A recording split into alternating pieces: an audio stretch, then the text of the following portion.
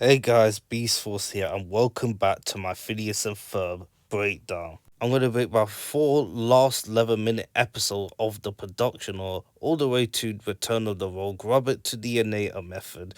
There are some 11-minute episodes, but some of them takes place after the last day of summer, which isn't I'm going to do in the chronological order after that. And after that, I'm going to be very busy for a few weeks or days to do the breakdowns for the special episodes and the 21-minute ones.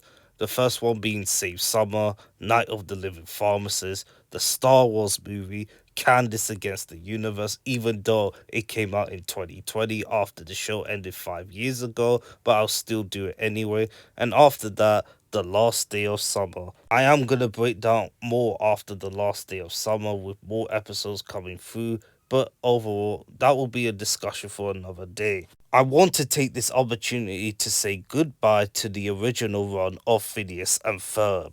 The footprint of this show has been started off since 2007 August. It's not because of the songs, the lore, the animation, all of that set up for the same formula for every episode and the specials. It's the characterization of the gang having fun along with Phineas and Ferb with inventions and having the best summer of their life, while Perry and Doof, my favorite plotline of them finding each other as they do become nemesis at times, but I really like that dynamic when they're not fighting. When Doof have his own problems, Perry the problems will always be there no matter what.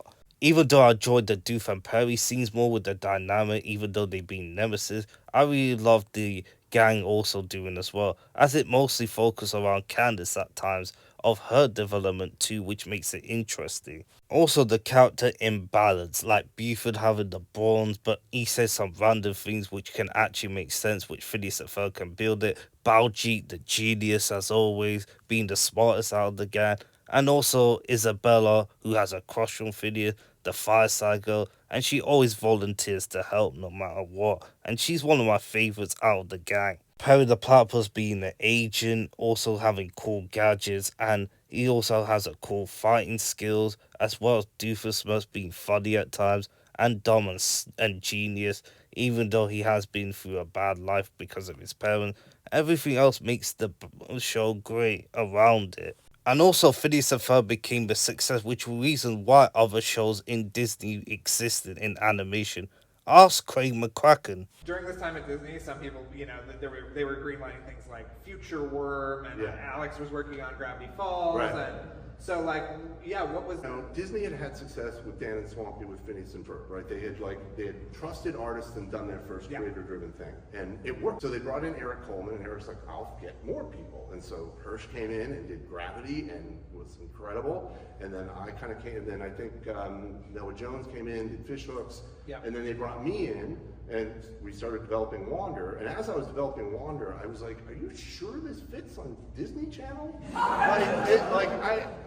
I'm happy that we're developing it, but I don't see it fitting with your beautiful teenagers. If that isn't a coincidence, I don't know what is. And I did find new pictures for up-and-coming season 6 suit, as you can see Perry the Platypus and Candace wearing a Ducky Momo hat as we go in to see. If this is your first breakdown, you're curious to know how the rank system was, there's a detailed description down below, along with my other videos that also have the link down the description below in my playlist. Michael B. Singleton and Michael Diedrich wrote an episode called The Return of the Rogue Rabbit, premiered on June the 16th, 2014 on Disney XD. When Isabel and the Fireside Girls marionette show turns out to be less than spectacular, Phineas and Ferb offered their help. Meanwhile, Doofenshmirtz helps Perry's nemesis, Dennis the Rabbit, break out of the OWCA's high security prison. Alcatraz, super security, maximum security prison, which is actually a reference to Alcatraz. Dennis the Rabbit, haven't seen him since No Bunny Business in season 2. And he's surrounded by lasers, no way he can get out. The disco balls reflecting the laser so that Dennis the Rabbit can get out. All set, sir. You can tell that's normal Doofenshmirtz trying to break Dennis the Rabbit out, but we need to find out why. Doofenshmirtz flying the helicopter, and that won't be the last time.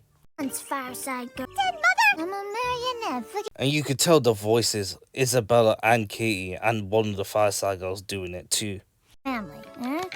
The Demophora is actually a reference to The Godfather, which is a coincidence. Wow, and mad marionette skill. Thank you, Phineas. And I really love Phineas complimenting Isabella earlier. Is she gonna reveal her feelings to him? Side girls were awesome-tacular. Only have so many folding chairs. Puppets were bigger. Once again, Buford ends up saying something random and it ends up becoming true, which Phineas and Ferb are gonna build. My Uncle Oslo from Oslo. The first mention of Uncle Oslo, he doesn't appear in the original one, but he did actually appear in the revival Dinner's Reservation where they were vibing in the car. Miles around to whatever, if you ever finished one. That's a really good big puppet design. Shame they never finished it. Oslo's in Norway. Our family was Dutch. So that means Buford is of Norwegian descent, confirmed. We can build a huge weird puppet that skills to the people in the streets. Ready to take the next step. Is this the moment where both of them reveal their feelings towards each other? Cast your vote now. You too.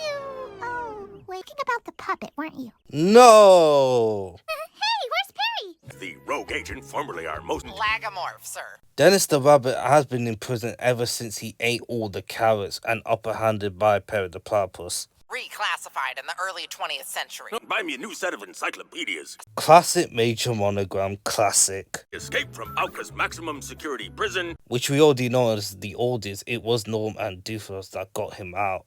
Dennis was Ninja Disco Robot, the work of Doofenshmirtz. Well, Monogram, your guess is good as mine. Who knew? Will eat my hat. Half tons of reclaimed pound logs. Do you know you're driving a semi-trailer with 22.5 tons of reclaimed pine logs? No, I'm not. Why does he have a baby face while driving the truck? This is actually makes it more hilarious. Babyface trucking, or drivers look like children, but they're not. They always make a title made like a song, which is her funny. Here come your logs. It's babyface trucking guy. Why is this so hilarious? I'm trying not to laugh, but it just sounds like it. Head home. It's nap time. You can come out now, Dennis the Rabbit. I realized Doofus must use the disco ball again to trap Perry the Platypus in Night of the Living Pharmacist. Look how cute. He's cute. He may be adorable in the outside, but in the inside, he is evil. And so soft. Back off, Lenny. You're creeping me out. Which is actually a reference of Mice and Men. With that cutesy stuff. You are a very bad bunny. Perry the Platypus and take over the tri-state area. Animal instinct to get the job done. Well, you did multiple times while you used other traps and the natives and stuff, and you failed. What you lack, evil scientist technology. Which Doofus is going to build for a suit for that? You to defeat Perry the Platypus, I watch from a safe distance. Perry the Platypus isn't that dumb. He will know it's you causing this. Over the tri-state area. Are you with me? Great. I love the way he gives a thumbs up like that. It's hilarious. Lagomorph, sir. Gesundheit. Ready? Already back here. I wish we got to see how they made it, but there's not enough time, so there's a lot of minutes. Go to the crowd. The song is called Giant Puppet Show, sung by none other than Jen Hirsch, who also did We Are the Bombs. So Phineas, the gang, and the Fireside Girls manipulate the Fireside Girls marionette as they do in a puppet in giant form. Baljeet appears, but he has no voice lines in this episode. Everyone seeing it in Danville is shocking. It did fade slowly as everyone looks. It's kind of underwhelming, but okay. Something important in an enigmatic way. And it's that same guy from Unfair Science Fair that is speaking. But just telling us to look into our souls. There's that Viking guy, aka Elric the Visigoth, as he only appeared in 4. First one in Brain Drain, the Dunkelberry Imperative, Maisura, and this episode. Hey everyone, the Viking is right. And that was the second time we heard that. Science is far beyond us. Viking is right. And you see in different colours as it fades out again. Kinda creepy, but very well. This will feel like another trippy dream. You loose on the OWCA. Formidable. The floor architecture, the cylinders, and also the wires and a lot of stuff looks decent. God, my transmogrification backpackinator. Robotic exoskeletons form into almost anything. That could give him the edge over Perry, but Perry the Platypus will find a way.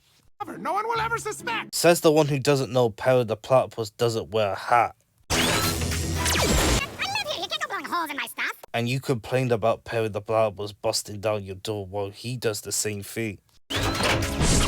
As he transforms, as he goes a torso with arms and all of that, as he goes with goggles and that, as he has boosters to fly, that is sick. That is cool. Smashing things in here. Iconic because Hulk used to be in Danville.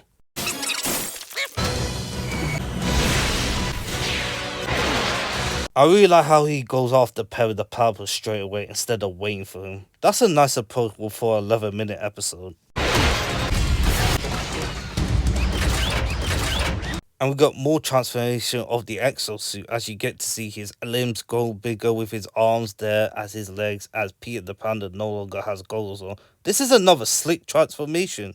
Run it, Stacy. I'll talk about sushi. You say it's disgusting. I did my research and I see some people on the internet find sushi disgusting. Some people are divided though. Some people hate it, some people love it, and some people eat it or not.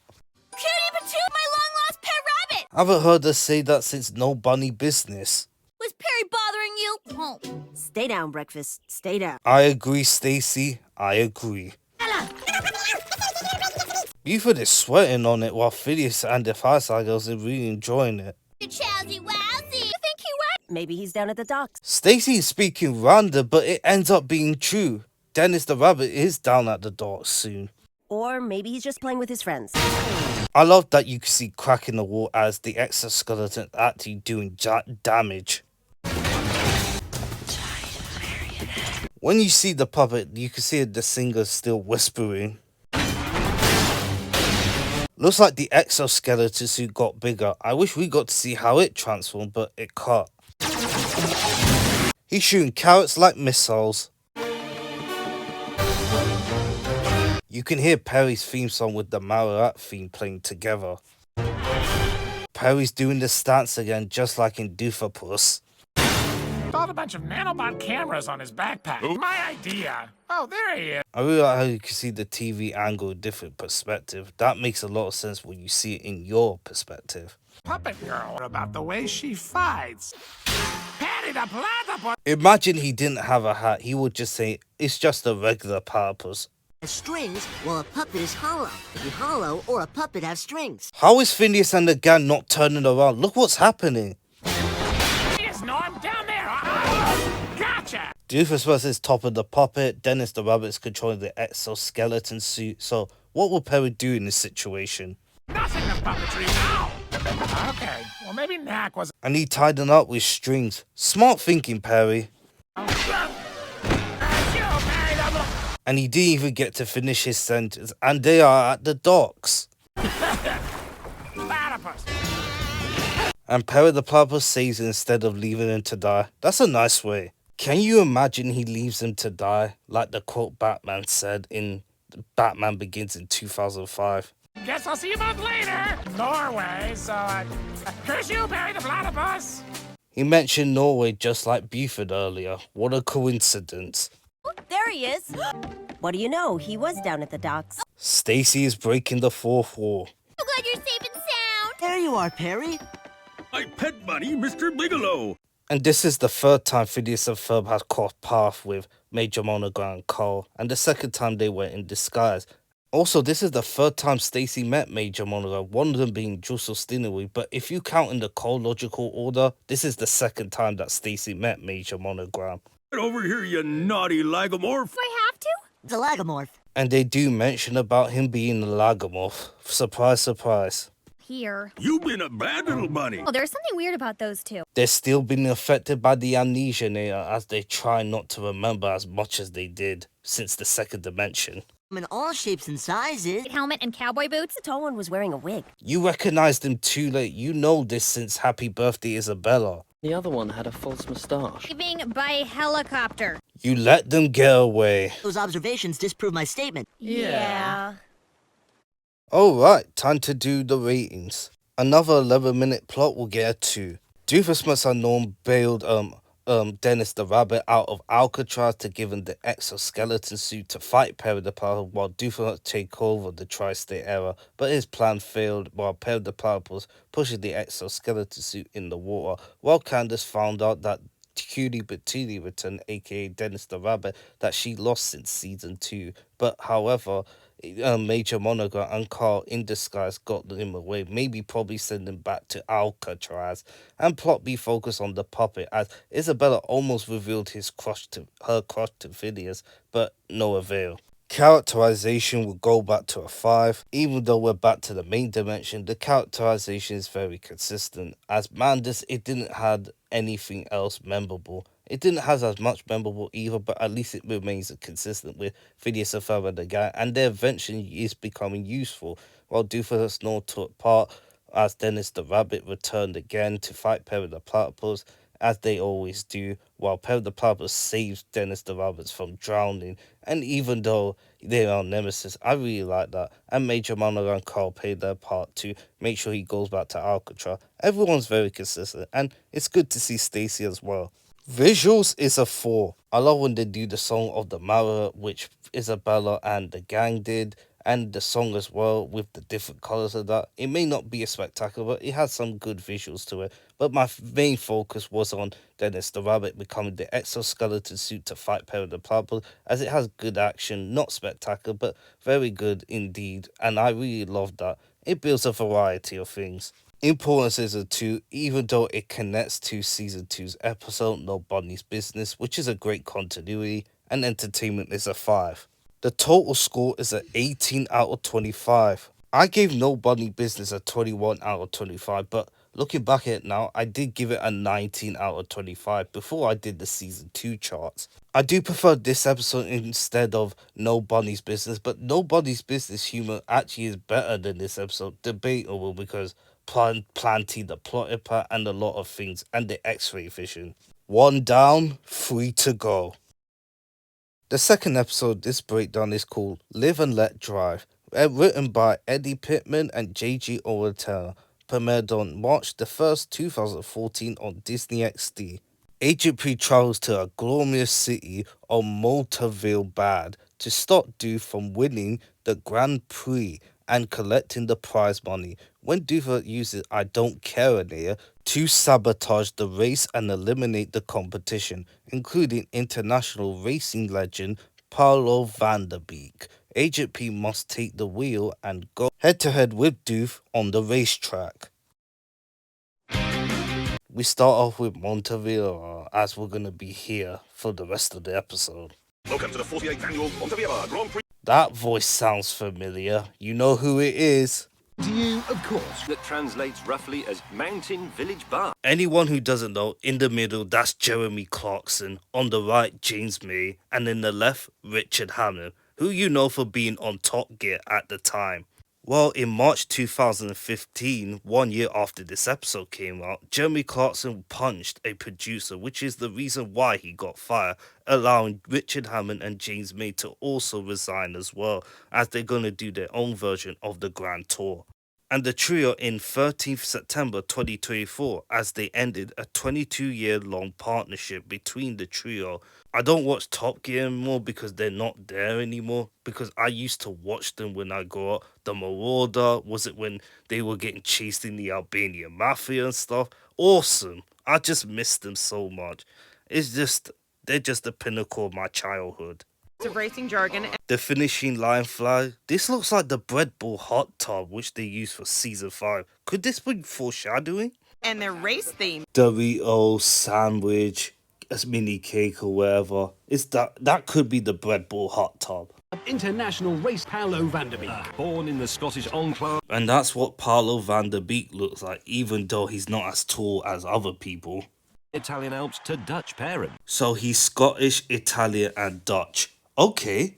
Beek is also a beloved man of the people. His fans ban Paolo van der Beek. And that's what you do for any sports. Play for the fans. I'm gonna get My bust out. I wish that had the extended version of the song, but it's not focused around busting. When it's Grand Prix Day. She was being facetious, dear. Facetious means not serious about the serious subject in an attempt to be funny or to appear clever. Guess I could kill a few. This you might find it exciting. Oh, she will, and that's gonna distract her. Heads or tails out of it? You?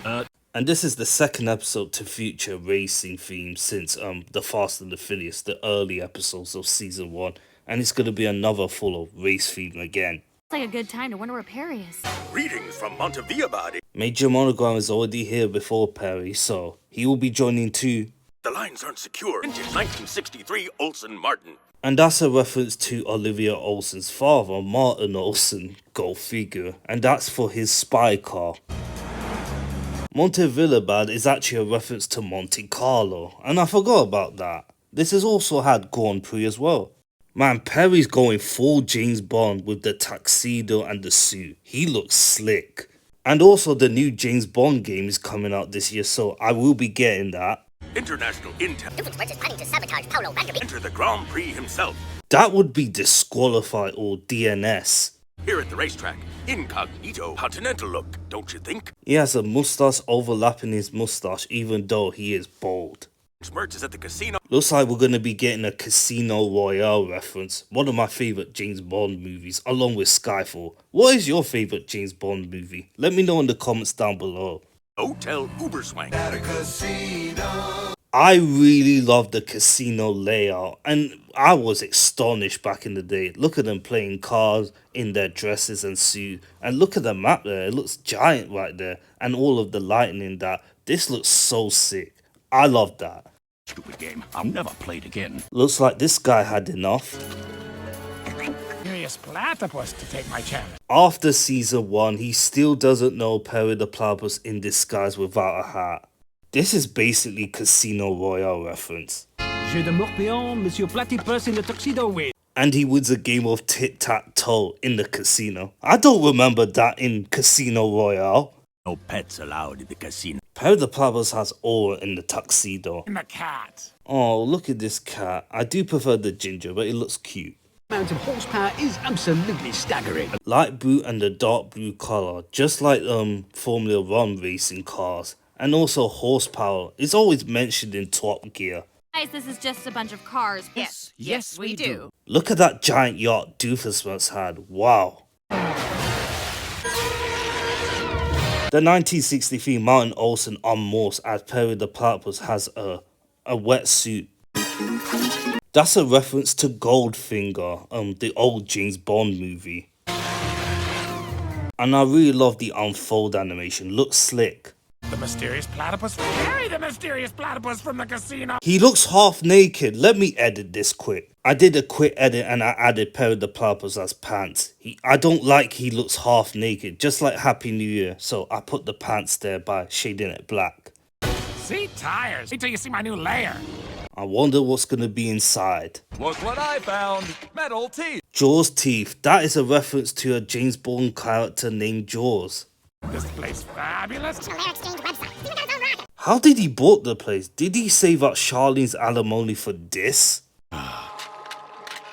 Estonum Stamu Bluefilm. That's actually his name, which is a reblance. A whole new jingle. Jill Whelan provided a song called Doofenshmirtz's Evil Hideout Vacation Swap, which is actually a parody version of James Bond's theme, sung by none other than Shirley Bassey. It's a very good parody song, and she's showing stuff in Doofenshmirtz's Evil Hideout. He has a vacation like that. I would like to live one of these places. Blow up an electrical fuse? And it transitioned to the violin. Very nice. And this song is very well orchestrated. And I like how Cheryl fades into the silhouette while Doofenshmirtz dancing. That is cool. And there's that vocal call you hear in James Bond songs. Thanks, Cheryl. You may well just go full James Bond parody because that song is amazing. Real estate agent with all the prize money awarded to favorite charity. My favorite charity, Doofenshmirtz Evil Incorporated. His goal is to win the Grand Prix so he can get a lot of money for neonatals and stuff. My Boomschlager 320i. And that's mentioned again since My Sweet Ride. Also added some extras. Like 99% of the playing field. Paolo Vanderbeek. Behold, my I don't care innate. Season 4 don't have much memes compared to Season 1, Season 2, and some in Season 3, but this is one of the memes that is very popular. It's apathy in whoever it hits. Follow with this baby and suddenly he won't care about anything. And this is a coincidence because Paolo Vanderbeek loves his fans and he cares about them. King of I couldn't care less. Me to win the race. Favorite charity. Went before is me. And we all know you're gonna use that for something, Doof. We all know that's a coincidence. Place. Look, it's got its own Shark Tank. Well, that's iconic, Doof, because you went into Shark Tank as well. Really? Hasta la pasta, baby. Hasta la vista, baby. And we all thought Perry was doomed, but Hopefully they are shark agents. Even though some of them are being recolored, look at the draft they made. Amazing amount of care and attention he pays to his car. Listen to the... Whoever this lady is, she's pretty attractive in Paulo's team. Who cares? Face. What a shot! Nice aim, Doof, even though you could have done the same thing on Perry the Platypus multiple times. Roger, will go, sir. Perry looks so cool with the tuxedo, but he's still not wearing his pants. I knew it because he works in the old WCA and he's an animal. I wonder if Jeremy Clarkson can't pronounce Doofus or if it's on purpose. Droozlestinian names. Says the one who goes to every country racing. Doofenschmunz. How come James May said it better than Jeremy Clarkson and Richard Hammond? He's no Van der Beek, that's for sure. HP, over here. Right, he probably monologued his scheme to you already. Because Perry the Platypus knows what's going on and he finds out why. To take Van der Beek's place in And get back here to reverse it so Van der Beek can finish the race. sophisticated powers of persuasion. Cherry on top, I'll be your best friend. Why is Van der Beek still smiling even though he doesn't care, even though he's been fired by the Inator? Thing on your Olsen Martin. Wow. Like I always said in the video, Perry the Platypus should be carrying that shit all the time. Looks like Van der Beek is back in the race. Good thing he's in disguise because can you imagine being broadcast? Your cover would have been blown. Lame as I thought. That's why our couch cushions are worn so unevenly. Phineas and the gang outside the backyard creating a gene pool for the DNA and all that. That is so cool. But it's not focused around them. How is that even allowed? Doofenshmirtz should be disqualified for that. That has to be on purpose. Maybe it's time for Alamo grease. Love you can see the buttons of the handle of Doofenshmirtz. Looks cool. If this was in Formula 1, Doofenshmirtz would have been disqualified, and it's a reference to wacky races. Tricky perfect. Perfect for backward people who don't use the metric system. Says the true who never used the metric system for measurements in Top Gear and the Grand Tour. For him if he wants to stay in the lead. Like I'm gonna have to throw the works at him. A screwdriver, that's it. Contact stunts and shenanigans. Pre-racing, they'd be ridiculous. That happens in cartoons.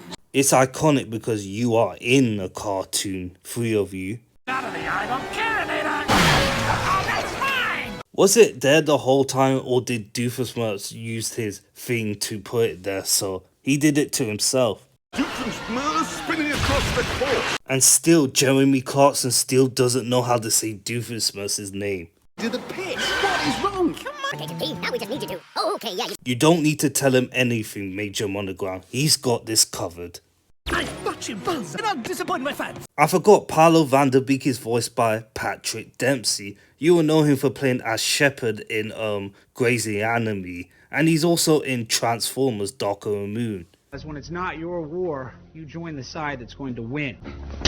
Show a little respect when someone offers you a job. He's got himself going again. Now, the weirdest race I've ever seen. Oh, Richard, you drive way weirder than that in Top Gear.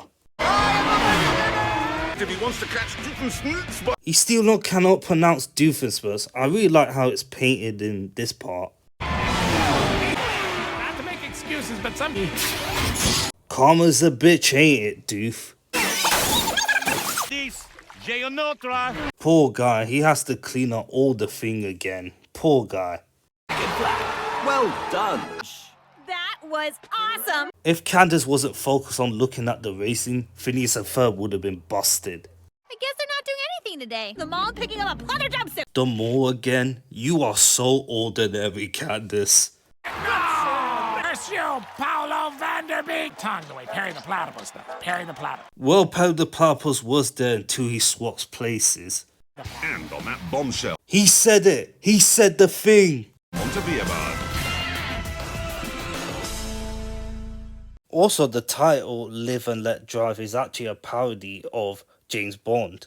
The plot starts off where it needs to be. Even though this is the 10th time in Phineas and Ferb, the original one, that not focused around Phineas and Ferb, It's mostly on Perry the Platypus becoming a spy to stop Doofenshmirtz from interfering with the race. He learns about his plan of I don't care to pass it on Vanderbeek so he can win the prize money and try to take over the tri-state area and buy more nators. Perry the Platypus becomes Vanderbeek in disguise to try and stop him, which he did as he got the nator and swapped places as Vanderbeek won the race, as Doofenshmirtz's plan is foiled once again. Characterization will get a 5. Ian and Adrian and Nigel are voiced by the trio who did Top Gear and the Grand Tour, and they did an amazing job doing the commentary, and you can feel it's actually them. And it's nice to see Perry the Platypus becoming a spy agent, as we've seen it mostly as he is a perfection of badass, and he becomes in disguise to stop Perry the Platypus to help Vanderbeek to win the race, as Doofer as usual trying to stop the race, trying to win it so he can gain the prize even though his plan failed. It's nice to see Major Monogram and Carl helping out as well. Everyone else has done a very good job, including Cheryl with the song and Vanderbeek doing the race. Visuals is a stunning 5. A lot of visuals did very well, but it did it stunning. The racing, the song that Doofenshmirtz's evil hideout, the shots, Perry the Platypus in the suit is badass. All of it is very well entertained and fun, and it makes the episode so engaging. The pacing was done very well too. Importance goes up to a 3. It's not just for the meme of I don't care nator, it's mostly on Perry the Platypus's quest as well as Doofenshmirtz, as it focuses around them since Sidetracked and Primal Perry, and also having the Top Gear as presenters is a plus, which is the big reason why. Entertainment is a 5 and it's a 20 out of 25. Very engaging, very fun, a lot of racing, the songs, James Bond parody. What more can you say about this episode? It is top notch. I hope we get more episodes like this, maybe with Stacy to come along as well. That would be amazing. 2 left before we head into a couple of specials and the post-summer episodes. The third episode that I'm going to break down in this video is called Lost in Davil, written by Eddie Pittman and JG Ortega. Fun fact, the person who wrote the story is Damon Lindelof, who wrote Lost. Premiered on September the 29th, 2014 on Disney XD. A mysterious capsule falls into Phineas and Ferb's backyard and unleashes something they cannot control. Meanwhile, Perry discovers that Doofenshmirtz has been abducted. Mystery, Ferb. A riddle on a lost highway in an Escher painting. I didn't notice the first time, but you can see the extra stripe that Phineas is using, so this takes place in the alternate universe. Toothpaste into the tube. Sometimes if you're lost, it's best to just go along for the ride. Like I mentioned earlier, this episode is going to be based around the TV show called Lost. Paisley Sideburn Brothers album. She's doing the I'm watching you sign, but she does do it again at the end of the last day of summer before the end credits end. Paste to swirl. It's a giant mysterious capsule as we see it right here. What? He's making sure that nothing else will fall out of the sky. What paste? And now this. Of course, where's Perry? Ferb hasn't said it since Fireside Girl Jamboree, but then again, it takes place in the alternate universe. Another hint towards that. Ricardo for far too long to foul play. Sometimes I feel like he just comes here to get his assignment. And that's another hint that this doesn't take place in the main world. Oh, crud. Third battle axe I've broken on this thing, Dumpy. The name is Dumpamere. I wish it was the Viking early from the Sithagos, but it's not him. A special C-ray machine that can see through any substance on the periodic table. If you can't break it through, find another way to make sure you break it out. Want to encase yourself in this lead body armor? Well, we can't see into the capsule. Second molar has a cavity. Ferb speaks a lot. That's another hint towards our alternate universe. And I like how you can see it through with the lines and stuff. Very cool. Garcia Shapiro is making craplock tortillas. Craplock is mentioned again since Road to Danville. And Perry's in the shadow right here to keep it mysterious for this episode. Very sick. And that's the second time he has the evil blog since Mission Marvel, as we already saw it earlier. He was making an error, but I'm not going to count just yet. Perry the Platypus is becoming like a detective like Batman. Actually running out of ideas here. Just like in Summer Belongs to You, he's running out of ideas, but that it takes place in the alternate universe. I know the secret of how to open that hatch. Generations and generation, the guardian of the secret knowledge. And Three tempers look like a bunch of wusses. Buford knows about the puppets or something that the Gordian knot and that. Buford knows anything, but this is an alternate universe, so he's making that up. Has pledged our lives to conceal it from the unenlightened. lock the capsule's secrets. Not just messing with you. I found it on the other side of the fence. I wish that was too, but it takes place in the alternate universe then again. The capsule dropped from the sky. You can see the shadow goes away from Perry's face as the watch lights. Seems to be a large number of caffeine molecules. Leads our coffee and a rainy climate. Perry has two watches in this scene. Another instance that takes place in the alternate universe, not the main one. And we're going to Seattle again. Haven't seen that since Meet in Seattle, so... Anyone there? Marco! Marco again in Phineas and Ferb? I don't remember which episode, but it happened in season 4. To say polo. And it rhymes with YOLO. That makes sense. I'm gonna be merciless on my block. Yeah, baby. Dozens of stray Schrodinger's cats. They ain't cleaning their litter box. Oh, Buford, unless it's full of a poo, then you have to take it out. It smells. Why is it smoking? So why are we all tilted? Whoops, sorry. Irving does exist in the alternate universe. We have seen much in season 4 with Irving. Not as much as we did in Couple Breakdowns. I don't understand what you've done, you, from the future. The guy with the long white beard and the hair of this size, he is voiced by Robert Morrow, and his name is Barney. Peter the Panda? And he's going to appear in this episode soon. I haven't seen him mainly since Beat Plus in Seattle. We did see him in Canada Day. Out of me. We either don't know whether it takes place or is it because of It's About Time or Me Plus in Seattle, because Peter the Panda has appeared in both. Hello, Doofenshmirtz. Hello. Professor Mystery, aka Peter the Panda's nemesis, and he's voiced by Terry O'Quinn, who you know for playing as John Locke from Lost. Another reference of Lost. Go figure. Professor Mystery. Peter the Panda never mentioned me? Oh, I realized in It's About Time, he did meet an expo in Seattle. We met at an Evil Genius Expo in Seattle. Later, we just instantly disliked each other. This takes place in the alternate universe, so could Professor Mystery exist in the main timeline? I don't know. You know, talk. Tell me why you kidnapped me. Professor Mystery doesn't reveal his plans, unlike Doofenshmirtz. I can see your eyeballs. Mystery, my allure. Well, ask Fred Jones and the Scooby Gang about Mystery. They will know everything about it. You're me from the future? What happened to my nose? Why do I find this scene funny, even though it takes place in the alternate universe?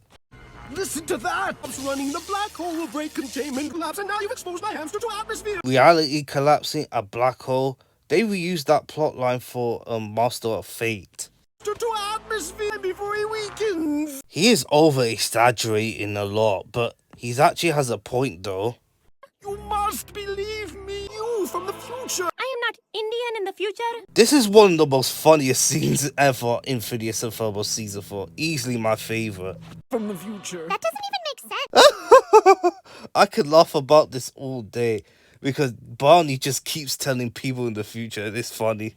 Well, you're them from the future. Just Denise, ignore. Hi, kids. Sorry for the intrusion. Denise is voiced by Jane Kashmarek. And she was Lois from Malcolm in the Middle, one of the most iconic shows ever I watched. And the new show just came out last month. Start the train. And that won't be the last time she will voice on Phineas and Ferb once we get to Alka Files. Remember your blood pressure. Slowing down! I'm so tired of that hamster running our lives. Then why didn't you get more hamster? Because something bad is going to happen. Cannot be good. Obsessive shrine to Peter the Panda. While Dan Pomeroy recorded this, he speak gibberish. You have a obsessive shrine to Peter Panda. Hey, I'm Peter the Panda's nemesis. Surprised? Well, yeah, of course. Until you took his nemesis and betrayed Perry the Platypus in It's About Time. Alternate universe, alternate universe. Be the other evil scientist. And they thought, so what does it do? Because mystery. Yeah. So as the Scooby Dan, who knows a lot about mystery, this could be a good reference for Scooby-Doo. your plans before. I don't tell him at all. It would ruin the mystery. So he doesn't tell Peter the Pan what his scheme is, what his innate, or what does it does, and why. Nemesis, he's got to know what he's common courtesy. Complicated backstories? Well, he does have a backstory in this universe, but we're going to see in the end. But you've never even given him a backstory. Lack of communication. Professor Mystery doesn't know what's going on as the song is about to play, and it's pretty good. And there's the backup dancers. Don't have to be so vague. The song's called Talk to Him, as Dan Pomeroy wrote this song of his own, and it's similar to Walking in the Sunshine by Katrina and the Waves, and Billy Joel tell her about it. And he has a similar vibe of the sunshine and the song. It looks cool. Look at the backup dancers approaching Professor Mystery. Wow. We did see some Peter the Panda toy, but I would love a Funko Pop of them, as Candace and Vanessa gets one. Not just Dan Pomeroy is a very good singer, he's also a very good songwriter too. How did you get chorus girls in here? Again, they'll travel. More like Charlene's alimony, but hey, it counts. There's only one way to stop this. Hey, Where was he?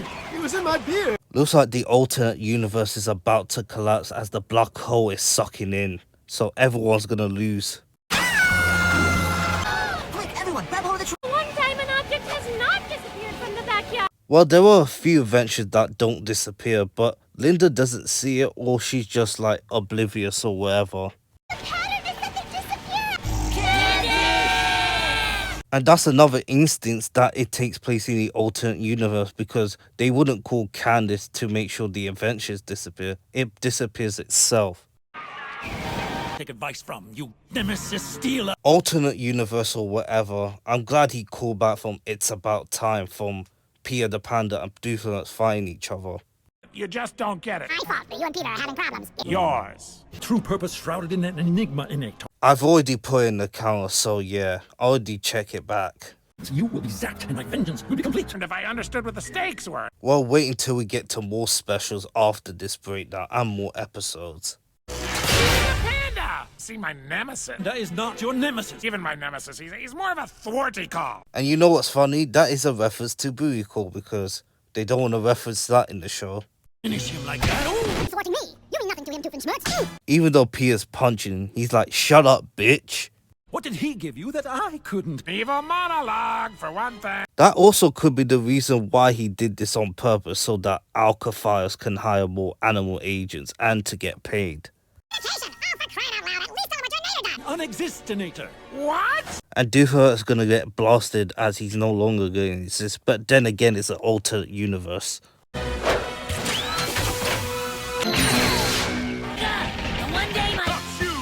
Second time that Tough Shoe Laces has been referenced since Bully Bust. Everyone's landed on the floor, including Isabella as she's sitting down. That did not hurt as much as I expected. Accidentally created a black hole and became obsessed with containing it. And we learned that Professor Mystery's parents are Denise and Bernie. Into orbit for fear that they would jeopardize the planet. Motivated me to become evil in the first place. Doofenshmirtz is evil because of his parents. Professor Mystery is evil because his parents abandoned him. Mom, Dad, you're back! I want you guys, Peter the Panda. And since his parents are alive again, could he stop being evil, or will he be nicer to Peter the Panda?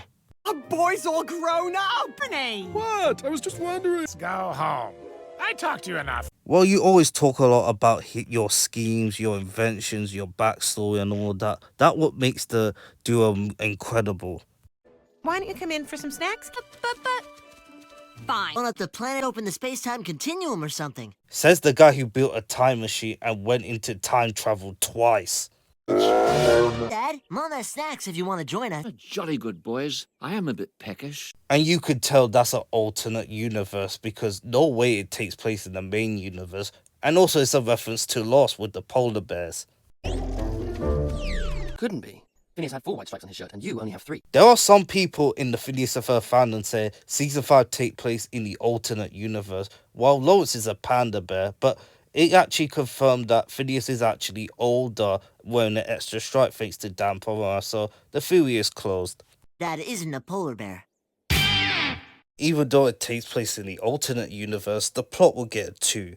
Even though it takes place in a different universe, it is the same formula as the rest of the episodes since season 1, with Phineas and Ferb building invention, but it turned out they're trying to bait a huge capsule, as it turned out to be Professor Mystery's parents, as they're trying to stop the black hole, as the hamster was tired, while Professor Mystery kidnaps Doofenshmirtz for Peter the Panda, as he's gonna erase Doofenshmirtz while telling a song about communication, about explaining his plan to his nemesis and all of that, while Peter the Panda saves Doofenshmirtz as well as Perry, destroying the Invader, saving Phineas and Ferb and again, as long as Professor Mystery's parents from the black hole from sucking in, as well as Professor Mystery reuniting with his parents in the end is very lovely. Characterization will get a 5. Alternate universe, but it is still the same consistent characters we see, as First speaks a lot more at the beginning while the gang was looking for a capsule instead of building invention, and we see Professor Mystery's parents trying to stop the black hole from going in, as it turned out they abandoned Professor Mystery, which is the reason why he became evil, which is understandable, parallel to Doofenshmirtz, which is the reason why he becomes evil because of his parents. Doofenshmirtz trying to make sure that Professor Mystery communicate Peter the Panda by singing the song, and he does after his parents was found and telling about his whole story, which is great for the end. Perry the Panda was doing detective work as usual, as he doesn't come towards the end, and Candace as well, she's still the same. Everyone else is still the same, as Lawrence still has the personality of himself, even though he's a bear. Visuals, I will give it a 4. There are a few visuals that are good. Doofenshmirtz with the song, the giant time capsule, the pianos and stuff, Phineas and Ferb wearing the suit. The pacing didn't drag on for too long, and there's a lot of things that makes it very interesting. 2 for importance and 5 for entertaining, and the joke was very funny when he said, "I'm not Indian from the future," which makes it hilarious.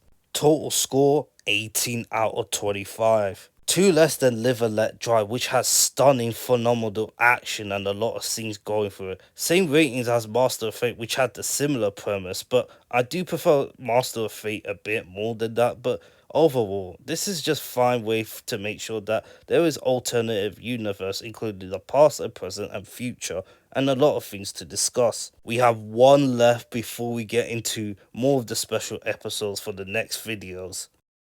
Edward Rivera and Patrick O'Connor wrote an episode called The Innata Method, premiered on September the 29th, 2014 on Disney XD. The last 11-minute episode of the production order, and the second last in the airing order after Doof 101.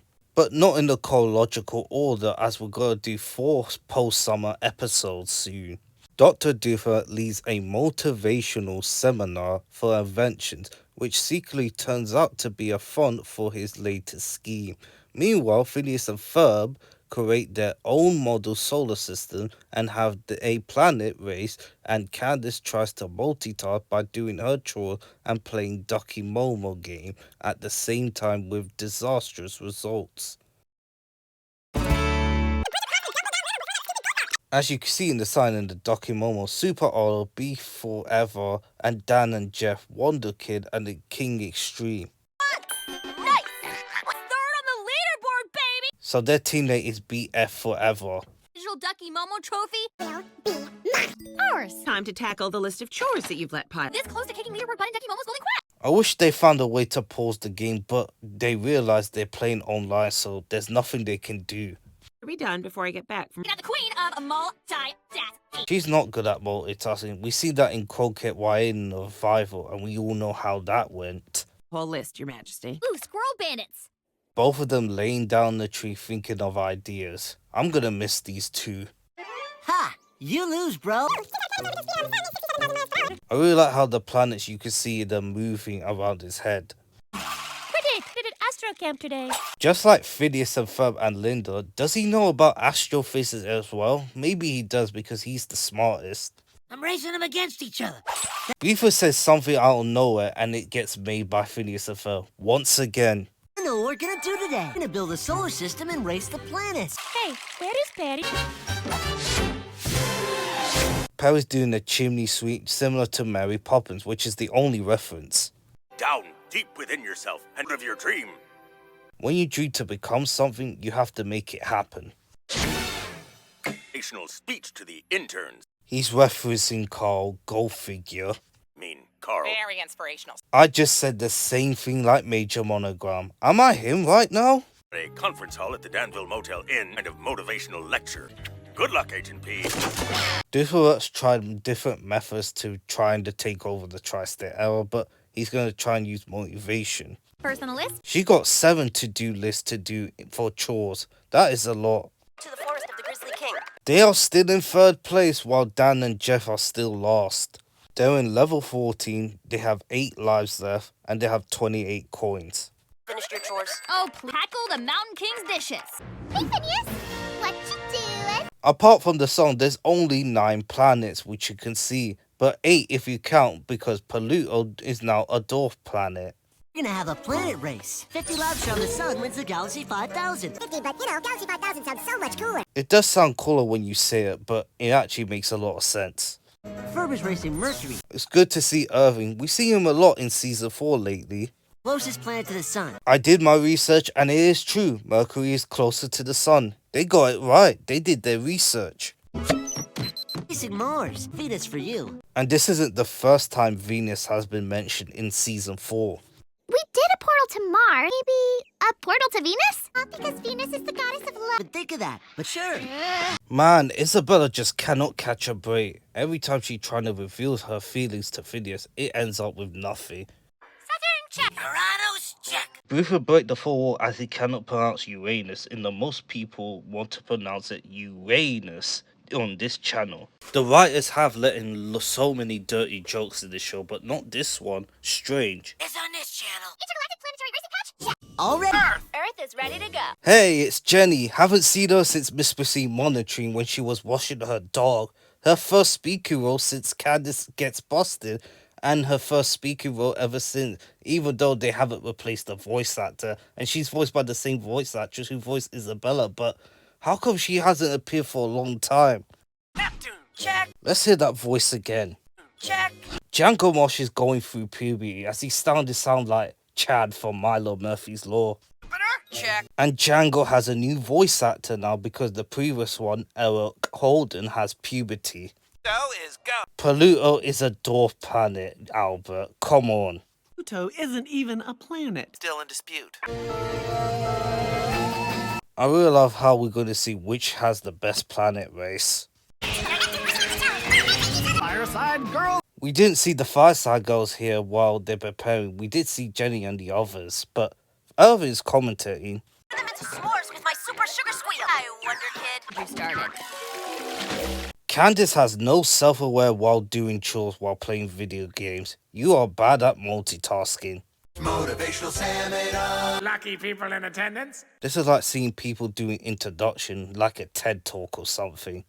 I'm here to introduce you to my 8-step program, Tri-State Alley. Overcoming obstacles in the path to self-fulfillment. If I was there and I heard that the first time, I would have walked out straight away of the seminar. Oh, the Nader method. I would love to get one of those merchandise, even though he's evil. You're a loser who's been sleeping in his car. The song is the title of the episode, which is the same, but also one of the catchiest songs in this season so far, and I love it. And the Cora Girls is voiced by Elsie Powell. Their toenails in a jar. Who does this? I think it's only 15 people that arrive in the seminar, and you can see Norm in the background right here. This is one of the most catchiest songs I ever hear in Phineas and Ferb. There are many, but this one is. Substitution. The Anizer, Rodney, he's going to be the main focus in the next episode, Save Summer. Nader method. I just can't play it all because of copyright, but it's one of the most catchiest songs. I recommend you find it on YouTube. 13 people are in the seminar, not counting Norm. Perry the Platypus will be here till step 3. He means he's going to trap him and thwart him, just like in nearly every episode of Phineas and Ferb. So I'm going to have to forgo the long backstory. Just ruling involved, okay? Ladies and gentlemen, you'll be seeing more than later during the Nemesis portion of the seminar. Just like every episode, he's always going to tell about his scheme, which we already talked about in the previous episode. Made it to the golden key of the Crumblebum Dwarves. They made it to level 17, and they had 9 lives before, now it's 6. Now they have 30, used to have 31, now 47. Keep swiping, go there! Stupid gopher. Third place! You're still in third place because the board hasn't even moved. Better clean than dirty. Yes! He left the sink open and now the washing machine open. Oh my word. A cool inverted moon from Ferb! What? With you seeing the Russian animation background. She went intravenous right between us. Trapping your nemesis. Name tag your Still caught him off guard in front of 13 people or 15. element of surprise and work in a good pun. You always make a pun, Doofus, no matter how much you trap him or not. What about constraint and effectiveness? The thwarting portion of our seminar. Big reveal! Motivate the Nathar! He's revealing the Anita in front of everyone, but people still don't know what Doofus is gonna plan to do. Music's thing that totally ups the drama. Just like in nearly every episode whenever he reveals the Anita. Fast. You, come on up here on the sport, shall we? Hey, Billy. At least he's got a name, and he has a nice ponytail of his hair. I don't know, a table full of stuff? I totally lackluster. And that's gonna motivate Billy to buy the merchandise of Doofusverse, as it's gonna happen. Completely motivated. He's using the motivator nerd so he can blast him so that he can buy Doofusverse's merchandise so Doofusverse can make a lot of money for inventions of Anatas or to try to take over the tri-state area. This is a scam. It's just motivated to buy your junk. Nothing but a money-making scam. I just said the same thing. Am I this guy right now? I'm gonna call him Micah. Agent P is still trapped, but he managed to get out of the motivator native blast before he get blasted.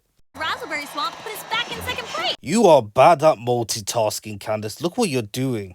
You barely hear you over the vacuum. Came to this seminar with no intention of buying anything. And you know what that makes it funny? He is voiced by Swampy Marsh, who voices Major Monogram. A lot of stuff I don't need. Spending my money on the Nader Method's motivational product. She was one of the backup fans for AGLE2.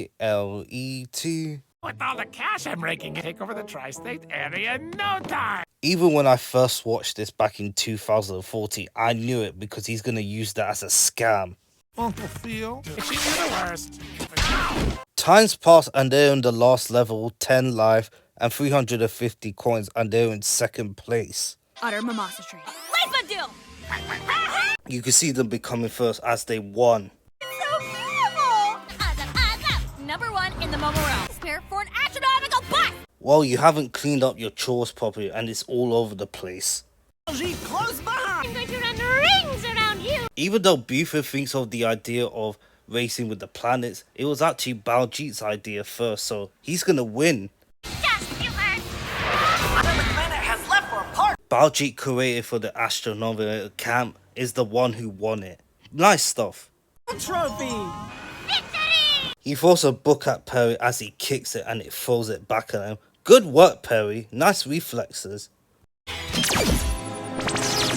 Not just the gang is here. The Bullpit Kid, Irving, Albert, Jenny and Django, as they're confirmed to be brothers and sisters. And we saw that since Summer Belongs to You, but we finally see it why. Normally run into strangers back activated to buy your solar system, right? $5. So, what does $5 is gonna do? Make more money for a bit. Mom, you gotta see what Phineas and Ferb built in the... And she still haven't crossed out 7 of her chores because she is self-aware, but she did bad. Candace, the living room, the laundry, the dishes. All done and ready to be put away. You are very not good at multitasking, Candace. You are so bad at it. Mom, hi, Candace. Well, at least the backyard isn't a mess. What? You have a lot of cleaning up to do. But... If we had the whole thing to summarize what Candace is in the whole show, this is what it is. Plus, we made $5. Put that in the bank. Classic Baljit with his smart and intelligent skills.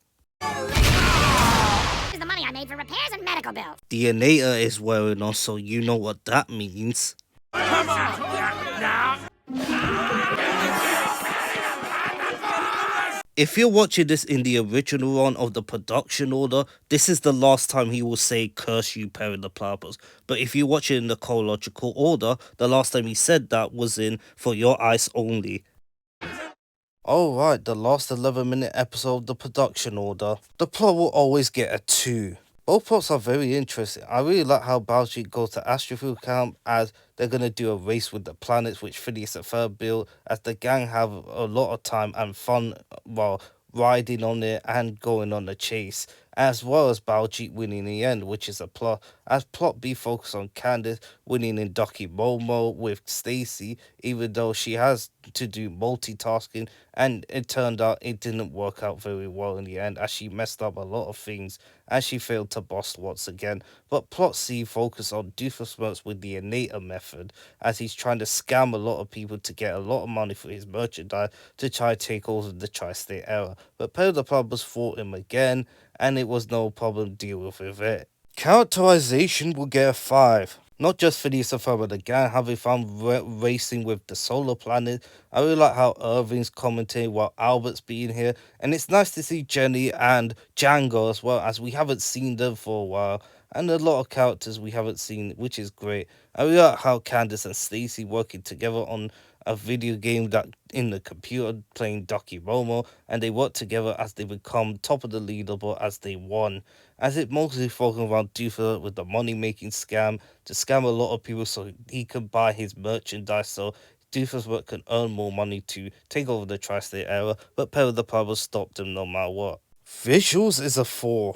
The solar planet race, Ducky Momo that Candace is playing, the Innator method, everything else is done very well with the visuals. Importance, I'm gonna have to give it a 3. It has nothing to do with memes and all of that stuff. This is the last 11-minute episode of Phineas and Ferb, as in production order, but not in area order, as it was Doof 101. Also not in chronological order, because some of the episodes take place after the summer, but enjoy while I can as we're heading towards the special episodes. Entertainment can shoot up to a 5. Total score, 19 out of 25. Great way to end the original run of the 11-minute episode of this. Even watching in a decade, it's really sad that the show has to come to an end. But at least we had the specials and a lot of things to wrap it all up. Let's move on to the final thoughts and get this over with.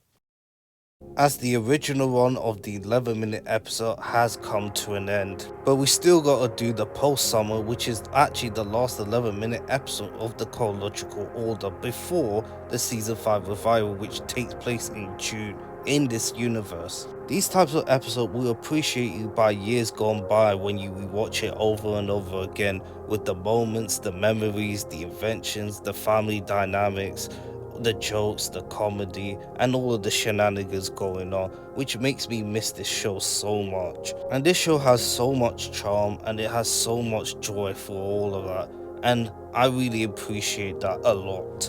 Next up is Save Summer, then the next one, Night of the Living Pharmacist, the Phineas and Ferb Star Wars crossover, Candace Against the Universe movie, and of course the last day of summer.